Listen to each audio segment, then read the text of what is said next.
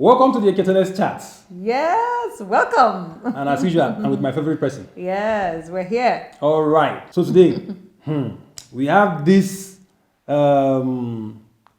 particular, stuff that we saw on a popular blog. Let me share it with you, and then we'll now go ahead to, All right. share our thoughts about it. Now, the person says, there was a morning and I asked my boss, how was your night, ma? It was my very first time asking that. She looked at me and said, my night? Your business? And she left. My colleague that witnessed it later said to me, waiting you smoke. Is it, waiting you smoke? So he's now asking, is it bad to ask a female boss that question? My brother, I've been on my sister, I don't know who. This thing here. I'll be your brother now. I'm not your brother. Okay, yes, I'm a brother. Hi, I'm a brother. If I'm your brother, that means... brothers and sisters. That's brother and sister. No, we are brother and sister now. Yes. That means I'm not your husband again. No, you're my husband now. No, I cannot be your brother and sister. Okay, we're children of God. All right. Okay, so I mean, this phrase, that particular question, that how was your night? Okay. You get tail, stomach, belly, head. It's not as straightforward as that question looks or sounds. In fact, when I was looking up, part of we were doing some research. Yes. Let me read what I found on Google. And it says this phrase, "How was your night?" is a short way of asking something like, "Did you enjoy yourself yesterday night? And what did you do last night? / yesterday night?" See the question you're actually asking. Okay, read yours. When you ask that question, it says you have to stop saying it, because if you say it to a white man, you might get a negative response, or worse still, a headbutt. How was your night means, how did sex with your partner go last night? Can you see what you're actually asking? That's what you're actually asking.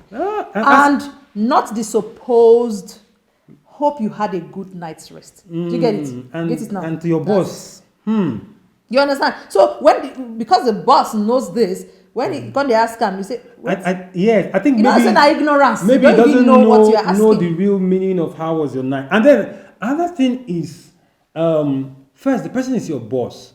For you to ask somebody how was your night, I think there needs to be a certain level of personal closeness. Yes, that kind of closeness. connection. People don't know how to differentiate between being in a professional work environment, that is, you are dealing with your colleague, as opposed to somebody that you are body with, that you are a friend on a personal level. You might be you might be a colleague with somebody, okay? Somebody might be your colleague, okay?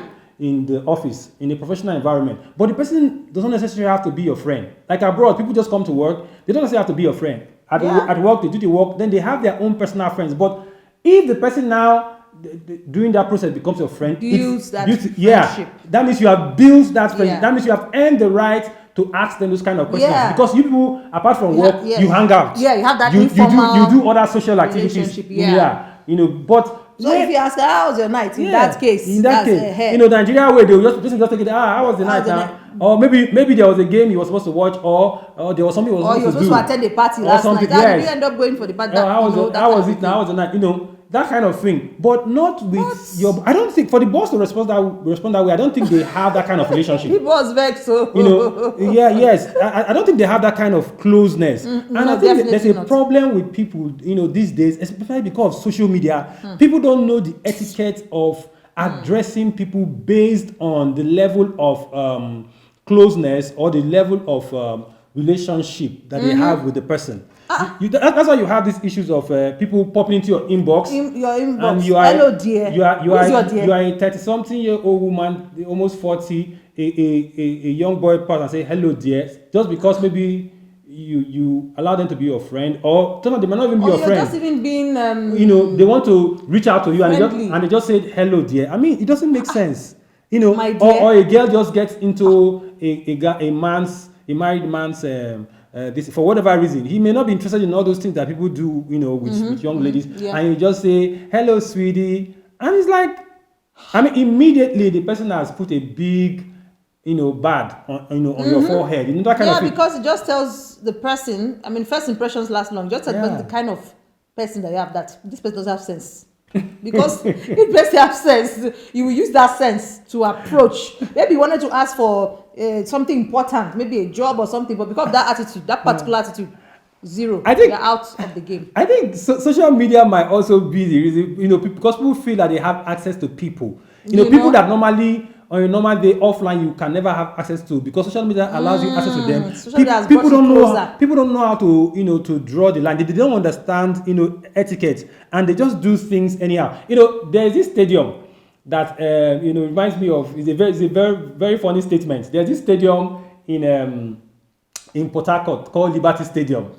Somebody was trying to talk about when people just take things for granted or do things anyhow, not following etiquette. Like what we're talking about now, people just reaching to your inbox and saying, "Hi, darling, how, sweetie," and all that, when they're not close to you. The person now said something. He said something. He said, people take liberty for stadium. Don't take liberty for stadium. You have space to play your ball around. So you have liberty, but it doesn't necessarily mean you should turn it into a stadium. You have liberty to approach your boss for official things, to talk to her about official things. So, but you don't have that liberty. That's the thing. To not turn it into a stadium where you just see her, and you just say, "Hello, how is your night? How is everything doing?" No, some people don't roll that way. Most people do not, and it should not even, because there should be etiquette. I believe there should be etiquette for approaching people. That's the truth. Because ask yourself, what level of relationship do you have? So that boils down to being emotionally intelligent. Just be aware. Just have some self-awareness. People don't have self-awareness. No, I don't know what they do. Somebody can just come into your inbox and just tell you that, see, can you give them 20,000 naira from the blue on social media? That's all. Somebody can just all of a sudden,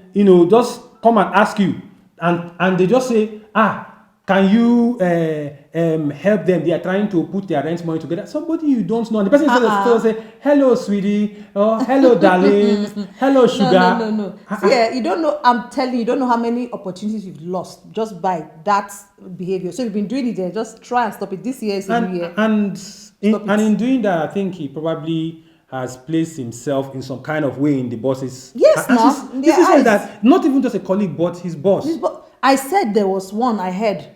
The boss, he entered the boss's office and asked for, "Do you have cold malt?" or something like that inside your boss office. That one is taking liberty for stadium. That's the liberty for stadium. That's the best stadium. He said, because maybe the boss said, "Hello, how you doing? How is well?" Say, "Oga, please, do you have cold malt, chi malt?" Wow. Some bosses can be very nice, and the boss actually wasn't happy, and very cool about it. But with the way you carry yourself around them, and the way you start taking their niceness for granted and start asking certain questions or acting in certain ways, they'll just be watching you. They'll just watching you, and and this one, it's not going to go well with you in that organization. I'm telling you, because they've rated you and they've put you in a particular category. Yeah.